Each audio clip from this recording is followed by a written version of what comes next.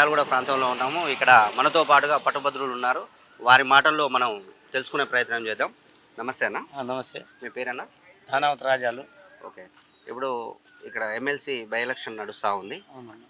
Congress party నుండి మల్లన్న గారు పోటీ చేస్తూ ఉన్నారు. అవును. దాంతోపాటుగా ప్రేమందర్ రెడ్డి బీజేపీ పార్టీ నుండి, దాంతోపాటు టీఆర్ఎస్ రాకేష్ రెడ్డి పోటీ చేస్తూ ఉన్నారు. మీరు ఎవరికి ఓటేస్తారు? మేము తీర్మానం మల్లానికి ఇద్దాం అనుకున్నాం. తనకి ఎందుకు వేయాలనుకుంటున్నారు? అంటే బీసీ క్యాండిడేట్ మంచి ఎడ్యుకేషన్ పర్పస్ అను బీసీ క్యాండిడేట్ కూడా మనకు పైకి రావాలి, అందుకని మేము మల్లన్నకి ఓటు వేయాలని అనుకుంటున్నాం. ఓకే. దాంతో మా నిరుద్యోగుల సమస్యల మీద పోరాడే అవకాశం ఉన్నదా? ఉన్నది. తీర్మానం మల్లన్నకు ఉంది, ఆయన వయసు ఉంది, ఆయన పోరాడతాడు, ప్రశ్నిస్తాడు. ఓకే. దాంతోపాటు ఎంత మెజార్టీతో గెలవబోతా ఉన్నా? 2 లక్షల దాకా 2.5 లక్షల దాకా గెలుస్తామన్నా. నా నమస్తే అన్న. నమస్తే అన్న. మీ పేరన్నా? నా పేరు మదన్. ఎక్కడ? మా త్రిపురం అన్న. ఓకే. ఇప్పుడు ఎమ్మెల్సీ ఎలక్షన్ నడుస్తూ ఉంది కదా, మీరు ఎవరికి ఓటు వేయదలుచుకున్నారు? మేము ఎమ్మెల్సీ ఎలక్షన్లో తీర్మానం వల్లకే సపోర్ట్ చేద్దామని, తీర్మానం వల్లకే ఓటు వేద్దాం అనుకుంటున్నామన్న. తనకే ఎందుకు వేయాలనుకుంటున్నారు?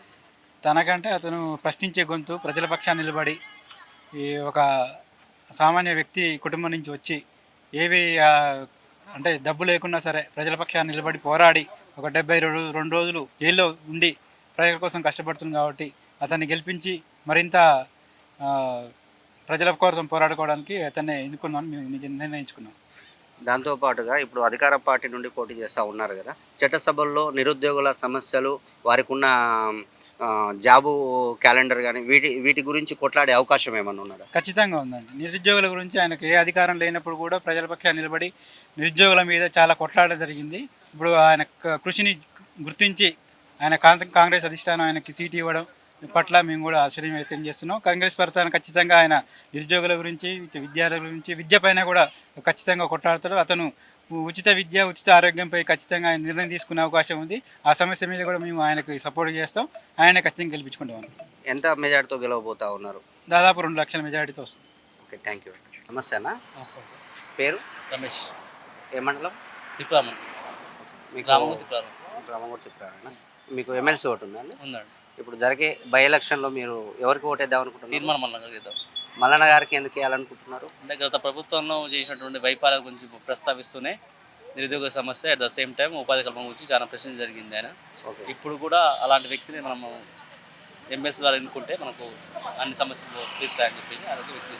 ఓకే. ఇప్పుడు ప్రభుత్వం అధికార పార్టీతో ఉంటూ ఈరోజు పోటీ చేస్తూ ఉన్నారు. మరి అతను నిరుద్యోగుల సమస్యల మీద పోరాడడానికి ఏమైనా అవకాశం ఉందంటారా? ఉందండి. ఎందుకంటే లాస్ట్ సారే వాస్తవానికి లేకున్నా కానీ ప్రయత్నం జరిగింది, చాలా పోరాటం జరిగింది. ఆ సార్ని జైలు పెట్టడం కూడా జరిగింది.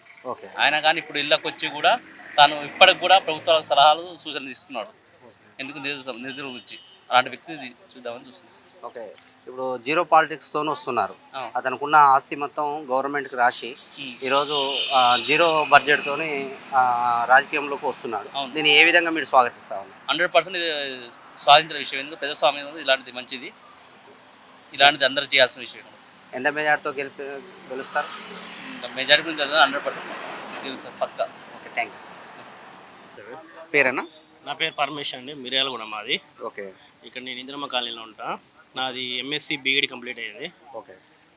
అయితే ఇక్కడికి తీన్మారం మల్లన్న గారు ఎప్పటి నుంచో నేను చూడాలి, ఇంతలో చూడలేదు, క్యూ న్యూస్ ఛానల్ చూడడం జరిగింది. ఓకే. కానీ అసలు చూద్దాం, అసలు అన్న గురించి చాలా విన్నాం.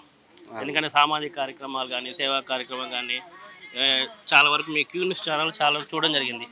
ప్రత్యక్షంగా ఒకసారి కలుద్దాం, అన్నం కలిసి అసలు మా నిరుద్యోగుల బాధలేంది, నిరుద్యోగులు ఏ విధంగా బాధపడుతారు, ఇంకా అదేవిధంగా ఇంతవరకు జాబ్ క్యాలెండరు గురించి కానీ, నెక్స్ట్ ఫర్దర్ చేయబోయే ఎటువంటి కార్యక్రమాలు అన్నీ చేస్తాడో అవన్నీ సార్ని అడిగి తెలుసుకుందామని నేను ఇక్కడికి రావడం జరిగింది.